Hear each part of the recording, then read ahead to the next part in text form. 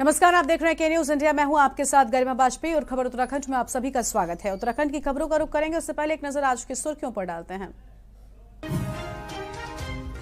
CM Dhami ने क्रांतिकारी मंगल पांडे जी की जयंती पर किया नमन। कहा, आपके द्वारा दिया गया सर्वोच्च बलिदान सदैव हमारी स्मृतियों में रहेगा जीवन।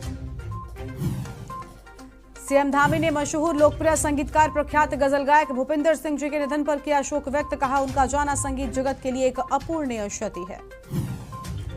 हरक सिंह रावत के हरिद्वार से चुनाव लड़ने की इच्छा जताने पर हरीश रावत का पलटवार। कहा, मेरा दल बहुत बड़ा है, इसलिए वो कांग्रेस में है।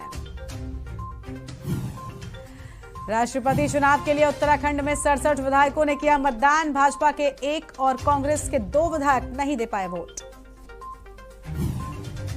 उत्तराखंड में बढ़तार, कोरोना के मिले 117 नए मामले। एक्टिव केस पहुंचे 600 के पार। उत्तराखंड में 8 जिलों में भारी बारिश की चेतावनी। पर्वतीय क्षेत्रों में सफर करना हो सकता है खतरनाक।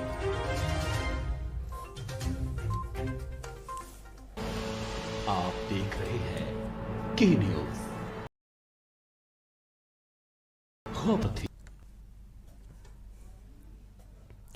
और आगे बढ़ते हैं खबरों की ओर। उत्तराखंड के पूर्व मुख्यमंत्री और कांग्रेस के वरिष्ठ नेता हरीश रावत हरिद्वार पहुंचे, तो वहीं राधाकृष्ण आश्रम में पत्रकार वार्ता कर हरीश रावत ने लागू जीएसटी के नए प्रारूप पर केंद्र सरकार पर करारा वार किया है। तो वहीं अपने ही पार्टी के नेताओं को नसीहत देते हुए नजर आए और बीजेपी से कांग्रेस में आए हरक सिंह रावत पर हरीश रावत ने एक बार फिर से कटाक्ष किया है। जीएसटी को लेकर पूर्व मुख्यमंत्री हरीश रावत का कहना है कि आटा चावल तो अब छोड़ो, गाय और भैंस के खानों पर भी अब जीएसटी लगा दी गई है। केंद्रीय सरकार पानी और हवा पर भी जीएसटी लगा देगी।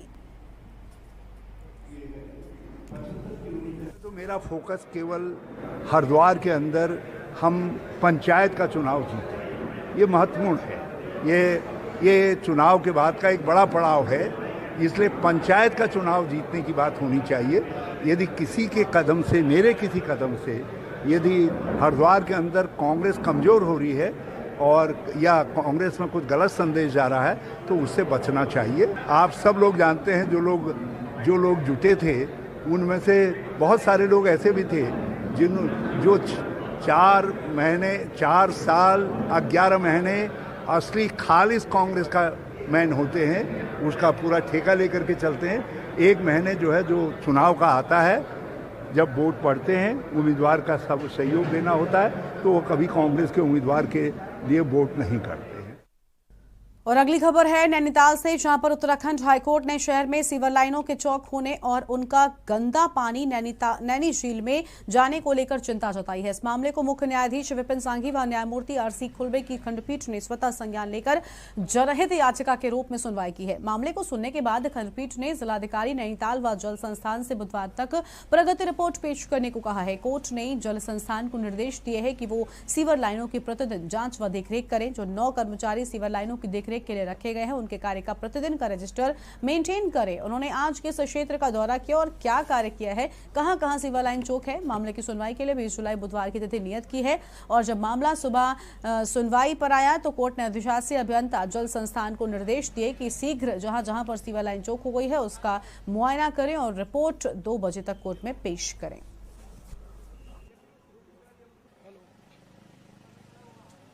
सुमोटो पीआईएल थी नैनीताल में सीवरेज को लेके, जिसमें डिस्ट्रिक्ट मजिस्ट्रेट नैनीताल से रिपोर्ट कॉल की है। वेडनेसडे के लिए मैटर फिक्स हुआ है और जल संस्थान को बोला है, उनके एग्जीक्यूटिव ऑफिसर कोर्ट में प्रेजेंट थे। जल संस्थान को बोला है वो पूरे नैनीताल की विजिट करके उसमें एक डिटेल रिपोर्ट सबमिट करे कि कहाँ कहाँ सीवरेज लीकेज है और रिपोर्ट बनाने के बाद डिस्ट्रिक्ट मजिस्ट्रेट उसको हाईकोर्ट में पेश करेंगे। और अगली खबर मसूरी से है, जहां पर अतिक्रमण अभियान के तहत शहर के अलग अलग स्थानों से अतिक्रमण हटाया गया है और उसके बाद अब शहर में नालों पर क्या अतिक्रमण हटाने को लेकर कार्रवाई भी शुरू कर दी गई है, जिसके तहत शहर के विभिन्न स्थानों से नालों की सफाई भी की गई है। साथ ही जहां पर अतिक्रमण किया गया उन स्थानों को चिन्हित कर लिया गया है और उनकी एक सूची तैयार कर दी गई है, जिसके बाद अब नालों से अतिक्रमण हटाना शुरू कर दिया गया है। बताते चलें कि बरसात के मौसम में नाले बंद होने से सारा पानी सड़कों पर आ जाता है, जिसके चलते राहगीरों के साथ ही स्कूली छात्र छात्राओं को भी भारी परेशानियों का सामना करना पड़ता है। अब शहर के नालों को खोलने की तैयारी शुरू कर दी गई है, जिसका कार्य शुरू कर दिया गया है आज से ही।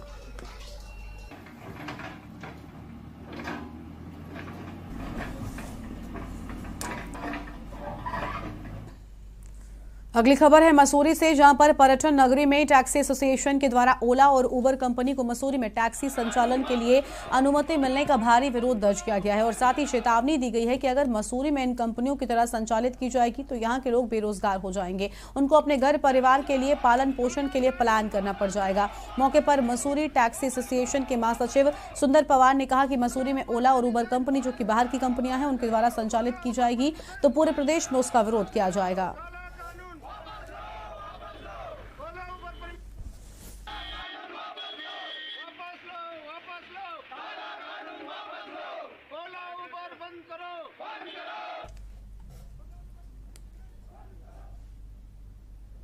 अगली खबर है हरिद्वार से, जहां पर जिले में पंचायत चुनाव के लिए आरक्षण की अंतिम सूची जारी हो गई है। सूची से सालों पहले से जिला पंचायत, ग्राम प्रधान, क्षेत्र पंचायत चुनाव की तैयारी में जुटे कई दिग्गज बिना लड़े ही मैदान से बाहर हो गए हैं। सूची प्रकाशित होने से पहले कोई तैयारी न होने के बावजूद कई नए दावेदार भी यहां पर नजर आ रहे हैं। जो प्रथम और अंतिम प्रकाशन सूची आरक्षण की जारी की गई है, उसमें जिस प्रकार से सभी क्षेत्रवासियों को मौका मिला है, जो लोग क्षेत्र में जनता की सेवा पिछले लंबे समय से कर रहे हैं, उसमें देखा गया है कि जो सूची जारी की गई है उसमें अभी यह है कि चुनाव की तिथि कब निर्धारित करती है सरकार, कब चुनाव होंगे। हमारा भी ये था कि जिला पंचायत का चुनाव लड़ने का मन हुआ है। बहुजन समाज पार्टी के पहले भी कार्यकर्ता रहे हैं और हम सभी को पता है अभी निर्वाचन आयोग ने लिस्ट लगा दी, इसमें चुनाव लड़ने के लिए मैं खुद चुनाव लड़ने जा रहा हूँ क्षेत्र पंचायत सदस्य का, और इसमें मुझे जाति प्रमाण पत्र और इसका मूल निवास की आवश्यकता है, इसलिए मैं बनवाने के लिए यहाँ पे। राष्ट्रीय पंचायत चुनाव को लेकर जिस तरीके से आरक्षण सूची जारी हुई है तो दावेदारों की जो हलचल है वो भी तेज हो गई है, क्योंकि हरिद्वार जिले में क्षेत्र पंचायत और बीडीसी यानी कि ग्राम प्रधान जिला पंचायत से लेकर के जो दावेदार तैयारी कर रहे थे, अब उनकी कुछ ऐसे दावेदार हैं जिनके सपने टूट गए हैं और कुछ के सपनों को पंख लग गए हैं। वजह यह है कि जिन दावेदारों ने ओबीसी सीट को लेकर के तैयारी की थी वहां एससी सीट आने से सपने टूट गए हैं, और जहां एससी सीट आनी थी वहां ओबीसी सीट को लेकर के कुछ दावेदारों के सपने टूटे हैं। जिले में तैयारी चल रही है, हालांकि अभी प्रशासन ने जो आरक्षण सूची है उसके बाद जो चुनाव की तिथि है वो अभी घोषित नहीं की है। अभी चुनाव की तिथि घोषित होने के बाद जिले में जो पंचायत चुनाव हैं वो होंगे, और कहीं ना कहीं जो दावेदार हैं वो भी अब अपनी तैयारी पूरी कर रहे हैं, कहीं ना कहीं अपने जो डॉक्यूमेंट्स हैं वो तैयारी करने के बाद, क्योंकि चुनाव की तैयारी के साथ साथ में जो गांव देहात क्षेत्र हैं वहां पर जो दावेदार हैं वो कहीं ना कहीं वोटरों को लुभाने का काम कर रहे हैं। अब देखने वाली बात होगी किस तरीके से जो तिथि है वो घोषित होती है और कब जो जिले में पंचायत चुनाव होते हैं। कैमरा पर्सन के साथ राम गोपाल, के न्यूज इंडिया, हरिद्वार। और अगली खबर विकासनगर से है, जहां पर हनोल स्थित महासू मंदिर में एक दंपति के बेटे के जन्मदिन के मौके पर मंदिर के गर्भगृह के पास केक काटे जाने पर स्थानीय स्तर और सामाजिक क्षेत्र में तीखी प्रतिक्रिया व्यक्त की जा रही है, जिसको लेकर सोशल मीडिया पर निंदा भी की जा रही है। स्थानीय लोगों और सामाजिक लोगों का कहना है कि इस तरह पाश्चात्य संस्कृति को मंदिर के अंदर बढ़ावा देने से भविष्य में परिणाम सही नहीं होंगे। सामाजिक कार्यकर्ता और पत्रकार भरत चौहान का कहना है कि इस तरह मंदिर परिसर के अंदर चांदी की पौड़ के पास इस तरह से केक काटना ठीक नहीं है। सावर के आराध्य महाशु देवता मंदिर परिसर अनहोल के अभी कुछ चित्र मेरे पास आए हैं, और वो चित्र उसमें स्पष्ट दिख रहा है कि मंदिर परिसर के अंदर का जो गर्भगृह है, जहां हम स्थानीय बोली भाषा में चांदी की पौड़ कहते हैं, उस पर एक दंपति अपने बच्चे का जन्मदिन मना रहे हैं। मुझे लगता है ये परंपरा उचित नहीं है। इस पे कहीं ना कहीं समिति को और मंदिर के जो पुजारी है उनको निर्णय लेना चाहिए। अगर हम इस प्रकार की परंपरा ये जारी रही तो भविष्य में अनेक प्रकार के कृत्य मंदिर परिसर के अंदर होंगे जो जौनसार बावर के लोग बर्दाश्त नहीं करेंगे। और अगली खबर रुद्रपुर से है, जहां पर एसएसपी उधम सिंह नगर के निर्देश पर नशे के खिलाफ चलाए जा रहे अभियान में पुलिस को फिर से सफलता हाथ लगी है। पुलिस ने महिला समेत 4 नशा तस्करों को 968 ग्राम अफीम के साथ में गिरफ्तार किया है। साथ ही पुलिस ने आरोपियों के वाहन को भी सीज कर दिया है। एसएसपी उधम सिंह नगर मंजुनाथ टीसी ने अपने कार्यालय पर आयोजित प्रेस वार्ता के दौरान उक्त मामले का खुलासा भी किया है। चेकिंग के दौरान जो है कुल मिलाकर 4 लोगों की गिरफ्तारी हुई है और उनके कब्जे में लगभग 1 किलो हफीम की बरामदगी हुई है। ये बहुत बड़ी उपलब्धता है, इसलिए पुलिस टीम के लिए 2500 रुपये का कैश रिवॉर्ड हम घोषित करते हैं। मार्केट वैल्यू जानकारी में नहीं है, बट 1.1 किलो हफीम। और अगली खबर है सितारगंज से, जहां पर सचकुल की फैक्ट्री काम कर रहा पल्लेदार ट्रक के पिछले हिस्से की चपेट में आ गया। हादसे में पल्लेदार की मौत हो गई है। पुलिस ने शव का पोस्टमार्टम के लिए भेजा है और ग्राम बड़वार, थाना न्यूरिया, जिला पीलीभीत, यूपी निवासी 24 वर्षीय विपिन कुमार बेटे हीरालाल की एक फैक्ट्री में पल्लेदारी का काम करते थे। यार राशन डीलर के मामले में करनी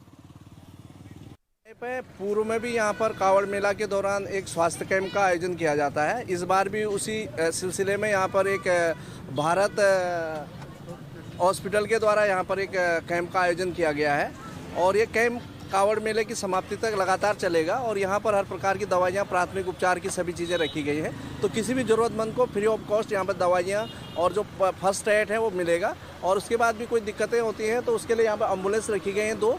हम सब के निर्देशन में ये है कि तहसील में कहीं भी जहां कावड़ियों की भीड़ हो, पूर्व में भी यहाँ पे अन्य अस्पतालों की तरफ से भी यहाँ पे चिकित्सा शिविर लगाए गए थे और इस बार भारत नर्सिंग होम की तरफ से यहाँ पे सारी दवाइयाँ मुफ्त और डॉक्टर रहेंगे 24 घंटे। यहाँ MBBS डॉक्टर रहेंगे और एम्बुलेंस भी साथ रहेंगी। अगर किसी को कावड़ियों को कोई दिक्कत आती है, कोई कैजुअलिटी होती है, कोई एक्सीडेंट होता है तो तुरंत हमारे अस्पताल में लेकर आएंगे या फिर अन्य हम जहाँ पर भी कोई सुविधा होगी वहाँ पर रेफ़र किया जाएगा।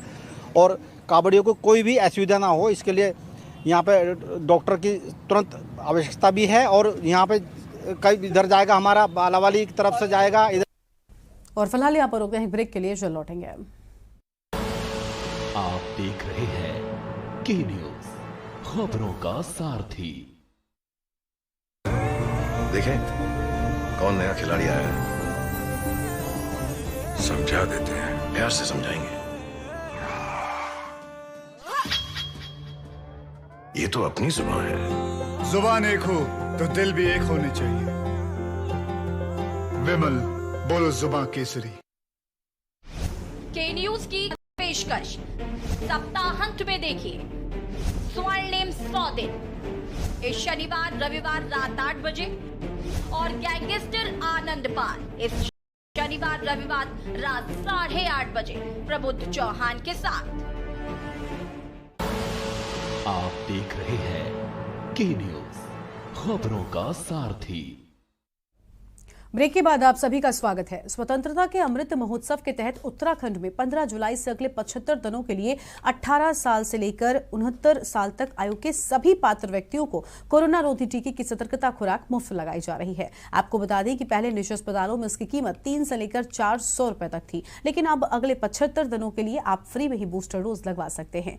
देहरादून के नगर निगम में बूस्टर डोज मुफ्त में लगाई जा रही है। अगर आप भी बूस्टर डोज लगवाना चाहते हैं तो सबसे पहले आप ऑनलाइन कोविन की वेबसाइट पर जाकर पंजीकरण करवा सकते हैं और साथ ही प्रदेश में लगातार बढ़ते कोरोना के मामलों को लेकर सरकार को बेहद जरूरत है कि टेस्टिंग प्रदेश में बढ़ाई जाए। अब तक की माने तो कोरोना केस एक्टिव प्रदेशों की संख्या 500 के पार हो चली है और लगातार उसमें बढ़ोतरी देखने को मिल रही है। सरकार को जरूरत है कि कोरोना के महत्वपूर्ण मामलों को लेकर सचेत रहने की, लेकिन सरकार के सामने चारधाम यात्रा के साथ साथ कांवड़ यात्रा अब एक बड़ी चुनौती बन गई है और इसी को लेकर हमारी ये रिपोर्ट देखिए।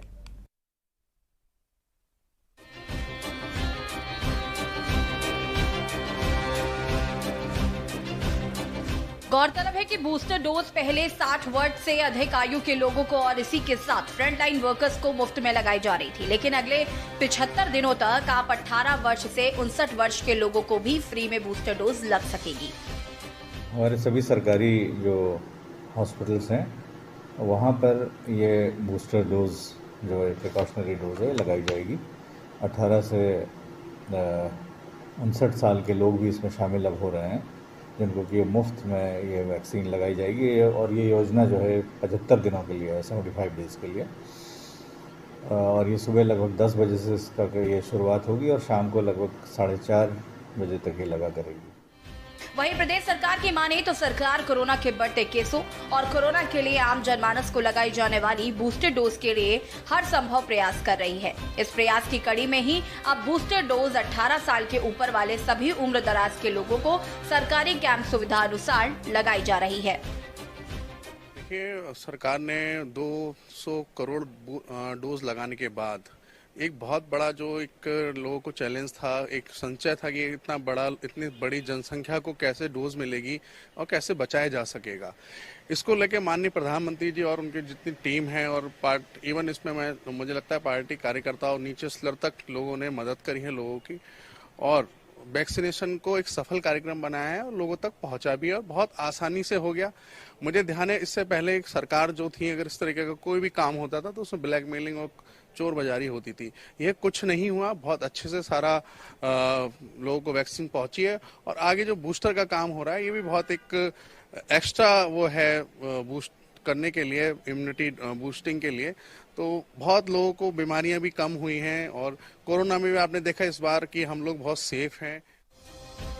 वहीं लगातार विपक्ष भी सरकार के द्वारा लगाई जा रही वैक्सीन व बूस्टर डोज पर कई सवाल शुरू से लगाता नजर आ रहा है। कांग्रेस का मानना है कि सरकार का हर प्रयास कोविड की बढ़ती संख्या से बेहतर नजर नहीं आ रहा। यही वजह है कि लगातार कोरोना के मामले प्रदेश में बढ़ते दिखाई दे रहे हैं।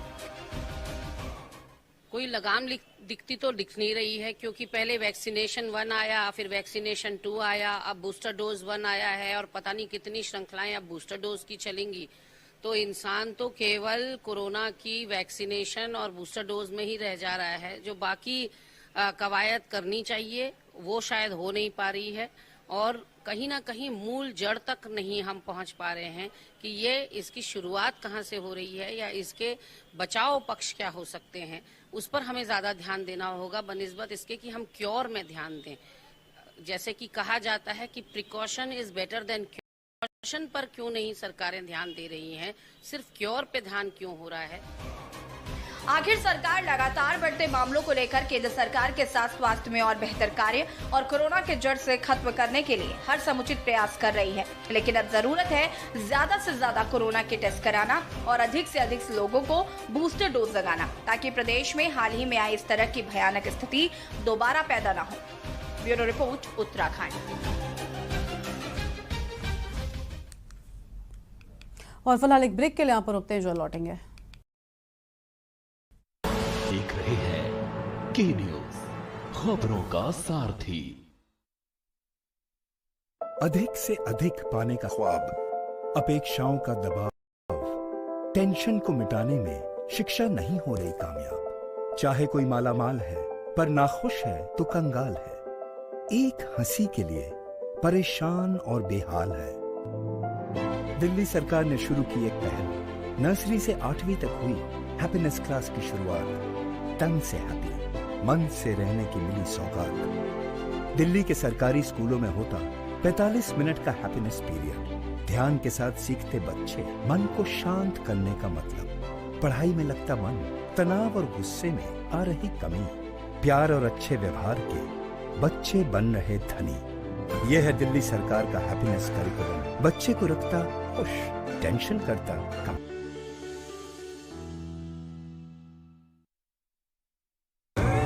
देखें कौन नया खिलाड़ी आया है, समझा देते हैं, प्यार से समझाएंगे। ये तो अपनी जुबान है। जुबान एक हो तो दिल भी एक होने चाहिए। विमल, बोलो जुबान केसरी। के न्यूज की खास पेशकश सप्ताहांत में देखिए स्वर्णिम 100 दिन, इस शनिवार रविवार रात 8 बजे और गैंगस्टर आनंद पाल इस शनिवार रविवार रात 8:30 बजे प्रबुद्ध चौहान के साथ।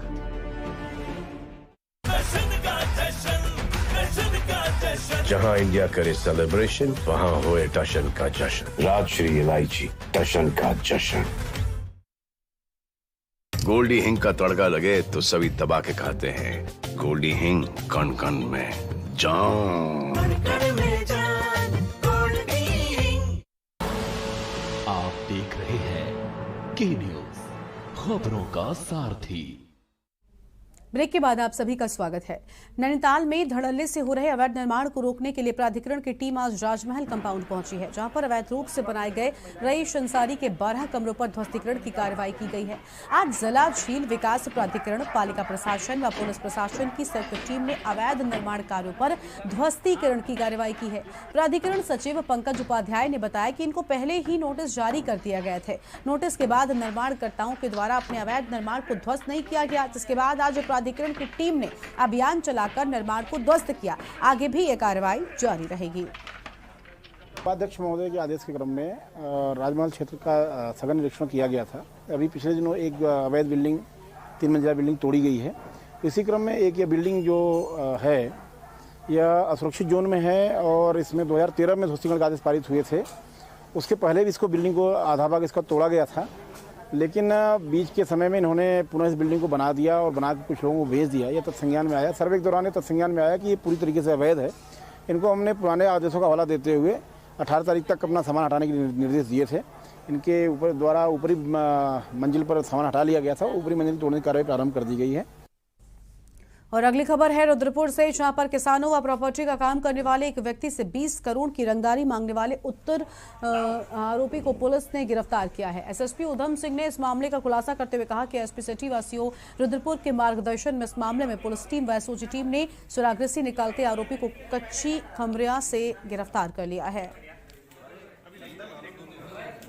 फारूक अहमद पुत्र स्वर्गीय श्री चौधरी रईस अहमद निवासी शिमला पिस्तौर थाना कोतवाली रुद्रपुर में, इनको एक कॉल आया था एक अज्ञात नंबर द्वारा, और अज्ञात नंबर द्वारा काफ़ी धमकाया गया और तत्काल 20 करोड़ रुपए जो है पैसे के रूप में रंगदारी देने के लिए डिमांड किया गया।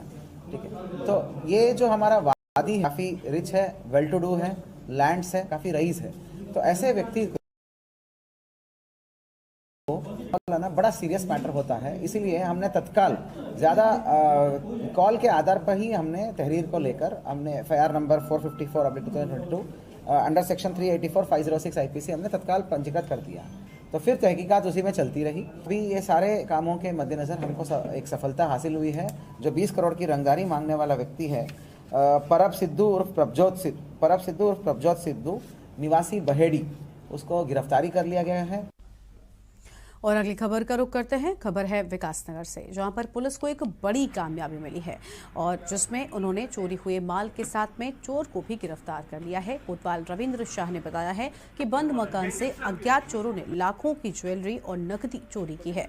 आरोपी के खिलाफ पहले भी मामले दर्ज हुए हैं। चोरी की ज्वेलरी खरीदने के आरोप में शामिल फरार सुनार की गिरफ्तारी के प्रयास किए जा रहे हैं।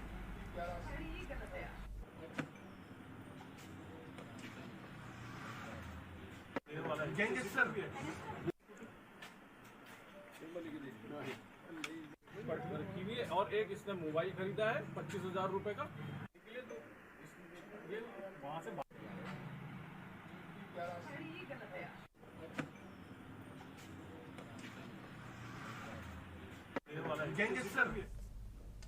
और आगे बढ़ते हैं खबरों की ओर। खबर हरिद्वार से है, जहां पर कांवड़ियों के गंगा में डूबने का सिलसिला लगातार जारी है।